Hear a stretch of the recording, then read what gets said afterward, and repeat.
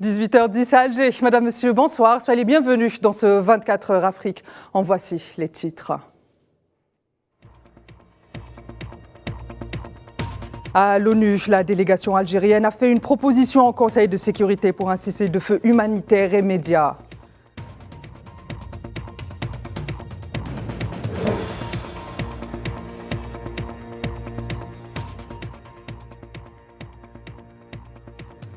En Tunisie, pour une visite de travail, le chef de la diplomatie algérienne a été reçu ce vendredi par le président tunisien Kais Saied.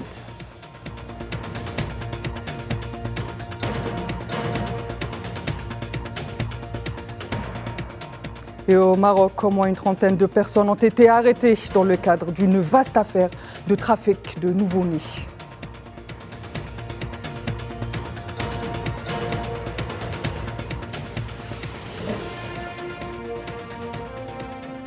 Le ministre algérien des Affaires étrangères, Ahmed Attaf, a été reçu ce vendredi en qualité d'envoyé spécial du président Abdelmejid Tebboune par le président tunisien Kais Saied, à qui il a remis un message écrit par son homologue algérien. Une audience à l'issue de laquelle Ahmed Attaf a souligné l'intérêt de promouvoir réellement les relations algéro-tunisiennes à des niveaux supérieurs, soulignant que sa visite en Tunisie intervient dans le contexte d'une dynamique très positive qui marque les relations algéro-tunisiennes.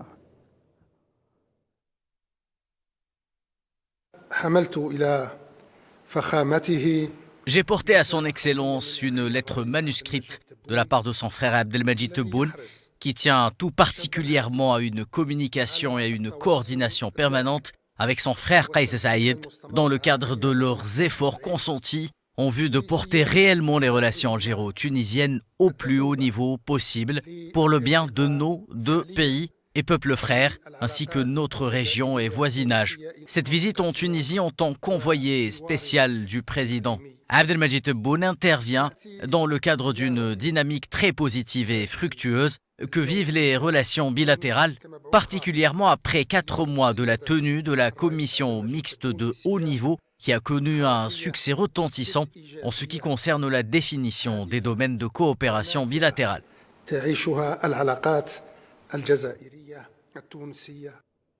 L'Algérie a réitéré son appel à un cessez-le-feu humanitaire immédiat à Gaza et elle a mis en œuvre rapide de toutes les mesures nécessaires afin de faire résonner la voix de la justice, d'assurer l'application des décisions de la Cour internationale de justice. Les détails avec Kherdine Batache. Pas de répit pour l'action diplomatique algérienne au Conseil de sécurité lorsqu'il s'agit de déployer des efforts en vue d'arriver à un cessez-le-feu à Gaza. Après la réunion consacrée à l'arrêt de la Cour de justice internationale au sujet des crimes sionistes en Palestine, la délégation algérienne a remis aux 14 autres membres de l'organe suprême de l'ONU une proposition visant à adopter une résolution pour un cessez-le-feu humanitaire à Gaza sur la base des dispositions de la Charte des Nations Unies. S'appuyant sur les textes des anciennes résolutions du Conseil sur la situation au Moyen-Orient, et en particulier ceux ayant trait au dossier palestinien, ainsi que l'arrêt de la Cour internationale de justice du 26 janvier dernier, l'Algérie réitère son exigence selon laquelle toutes les parties doivent respecter scrupuleusement leurs obligations vis-à-vis du droit international, y compris le droit international humanitaire et le droit international relatif aux droits de l'homme, en particulier en ce qui concerne la protection des civils et des biens de caractère civil. La proposition algérienne réitère également le rejet du déplacement forcé de la population civile palestinienne, y compris des enfants, en violation du droit international et du droit international humanitaire. Alger exige la fin de toutes ces violations.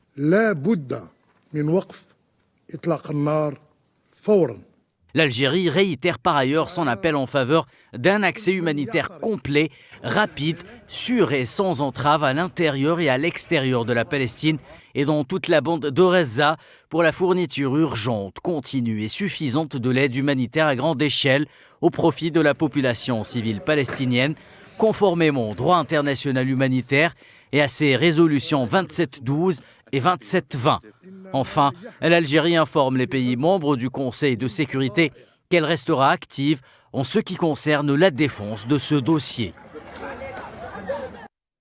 Le sénateur espagnol du Partido Populaire, Carlos Fiorando, a interpellé cette semaine le gouvernement espagnol au sujet de ses accointances avec le Maroc dans le dossier sahraoui, notamment quant au revirement de Pedro Sánchez, l'accusant d'avoir tourné le dos à la légitimité du droit international présenté par les décisions des Nations Unies. Je vous propose de l'écouter, qui s'exprimait à l'occasion d'une session au Sénat espagnol. De hecho, el grupo se revisar. El motivo por el que hemos cambiado nuestra posición sobre el Sáhara Occidental. Quel est le motif pour lequel nous avons changé notre position au sujet du Sahara occidental? Nous l'avons changé alors qu'avant nous étions alignés sur les Nations Unies. Et maintenant, nous ne le sommes plus. Et cette lettre anonyme signée par le président du gouvernement stipule que la solution la plus respectable, la plus réaliste et la plus crédible pour la résolution du conflit est celle que propose Rabat. Mais vous n'avez pas seulement changé la position de l'Espagne, et j'aimerais revenir sur le sommet du 7 avril 2022, en ce qui concerne la réouverture de la douane commerciale à Melilla et la création d'une autre à Ceuta. Autre chose, lors de ce sommet, le point stipulant que les autorités des deux pays ne doivent pas faire déclarer ce qui pourrait irriter l'autre partie, dans le cadre de la politique de bon voisinage. Le groupe socialiste au Parlement européen, la section espagnole, est allé à l'encontre des critères socialistes de l'ensemble de la Chambre et a voté contre la condamnation du Maroc pour leur violation des droits humains, les agressions contre la dignité de plusieurs journalistes européens, y compris espagnols.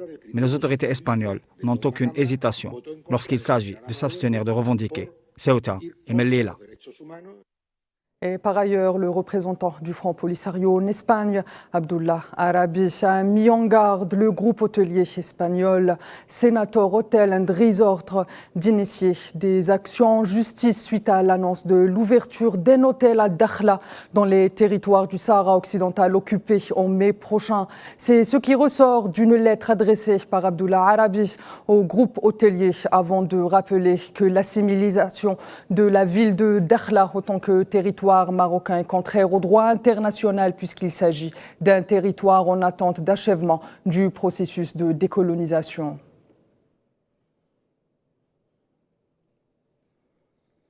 Autre groupe hôtelier qui ne semble pas vouloir respecter les décisions des Nations Unies sur la nature des investissements dans les territoires occupés aux objets de litiges internationaux. Le groupe français Accor a annoncé lors d'un point presse dans son directeur général Patrick Mendes avec des journalistes marocains qu'il prévoit d'ouvrir une dizaine de nouveaux hôtels, je cite, des villes touristiques marocaines d'ici 2 ans en incluant les territoires sahraouis occupé, en l'occurrence la ville de Dakhla.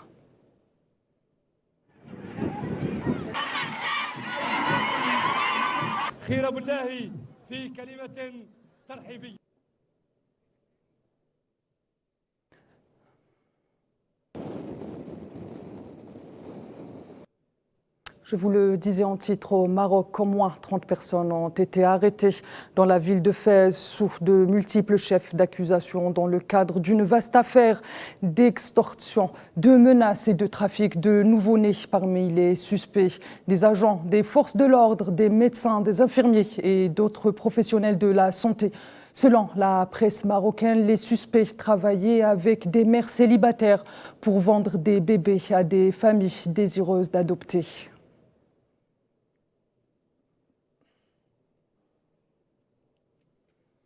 3 personnes ont été tuées et 280 autres blessées dans un violent incendie causé par l'explosion d'un camion chargé de gaz durant la nuit de jeudi à vendredi dans un quartier de la périphérie de la capitale kenyane, Nairobi.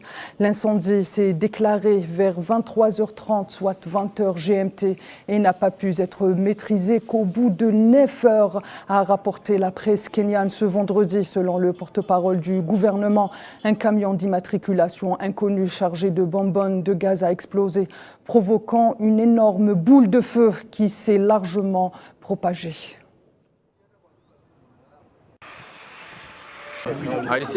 J'ai reçu un appel d'un de nos employés qui réside dans cette zone au sujet de l'explosion et nous avons immédiatement activé notre équipe d'intervention d'urgence. Nous avons dépêché les camions de pompiers ainsi que les ambulances. En ce moment, ils sont sur place et nous essayons d'évacuer les victimes.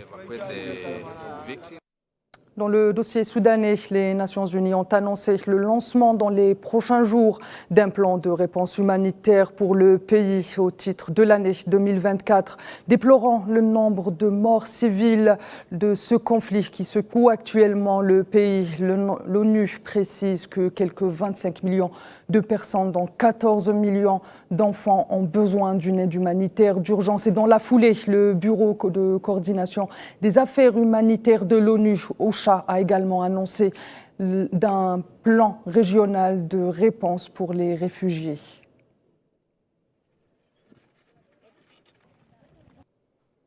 Et quand le street art s'empare de la cause palestinienne, ça donne ça une toile géante en hommage au peuple et à sa résistance. Ça se passe dans un quartier historique du Cap où un groupe d'artistes a décidé d'exprimer son entière solidarité avec le peuple palestinien qui subit depuis 75 ans les affres de la colonisation et depuis le 7 octobre une offensive génocidaire sioniste sans précédent sur la bande de Gaza.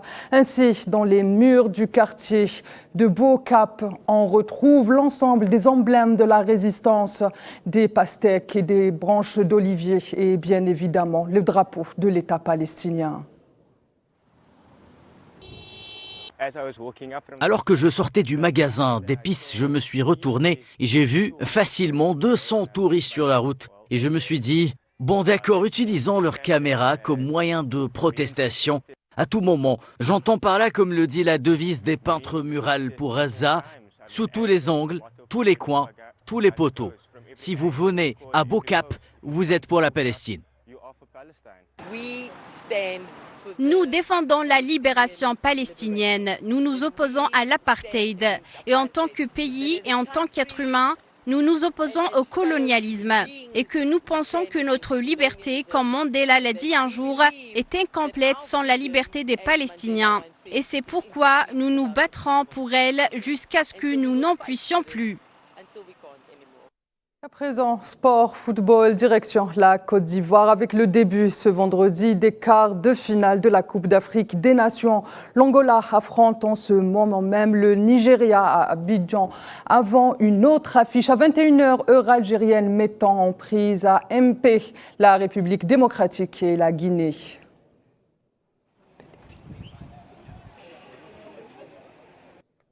Début donc des quarts de finale de la Coupe d'Afrique des Nations en Côte d'Ivoire. Et le tableau final comporte plusieurs surprises des nations qui font aujourd'hui les beaux jours d'un football moderne et émancipé, longtemps méprisé par les grands championnats et les nations dominantes. On écoute. Un tableau des quarts de finale auquel très peu d'observateurs s'attendaient à voir au bout de 2 semaines de compétition. Nous sommes loin des pronostics des tabloïds qui s'attendaient à un duel entre les titans du continent. En Côte d'Ivoire, le football africain a prouvé son évolution et sa progression. Des nations réputées pour ne pas faire partie du Gotha du football africain ont imposé leur marque et leur style et se sont brillamment qualifiés pour l'avant-dernier carré. L'art et la manière étaient au rendez-vous. Des nations comme l'Angola, le Cap-Vert, la République démocratique du Congo, la Guinée équatoriale ou encore l'Afrique du Sud se sont distinguées par un football flamboyant et des prestations qui ont marqué les amoureux du ballon rond. Illustration des pans entiers traversés par le continent africain dans l'histoire du football en guise de meilleure réponse aux postures et prises de position pour le moins discutables de clubs et de médias, notamment en Europe, sur le niveau et les conditions de la CAN. La dynamique des résultats positifs qui a accompagné l'évolution des nations émergentes du football africain prouve qu'il n'y a plus de petites équipes et que les dirigeants du football mondial et européen doivent revoir leur copie lorsqu'il s'agit d'apprécier à leur juste valeur les compétitions africaines. Véritable creuset de talent pour les clubs et les championnats européens et autres, l'émergence de l'Afrique comme nouveau pôle du football mondial des nations sonne comme une victoire pour le continent qui dispose de peu de moyens comparé à d'autres confédérations. Avec 9 équipes qualifiées d'office pour la prochaine Coupe du Monde en 2026, l'Afrique aura bientôt les arguments et l'opportunité de rivaliser avec les plus grands et rêver, pourquoi pas, d'un premier sacre à la Coupe du Monde. Madame, Monsieur, merci pour votre fidélité. C'est la fin de ce 24 heures Afrique. Excellente suite des programmes sur Al 24 News.